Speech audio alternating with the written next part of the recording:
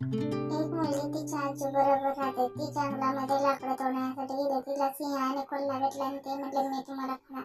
परंतु सिंहाला अशी म्हटली मुलगी की मी तुम्हाला एक गोष्ट सांगते, तुम्हाला आवडली तर मला खाऊ नका. त्यावर ते कोल्हा होकार देतो.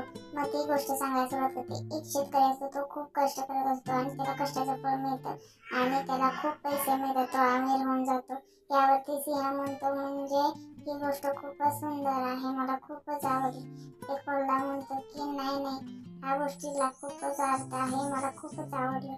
त्यावर ते कोल्ह्याला ही गोष्ट आवडल्यामुळे आणि सिंहाला आणि दोघांनाही याचे समाधान झाल्यानंतर ती मुलीने दोघांचे आभार मानून त्या जंगलाच्या बाहेर निघालेली असते.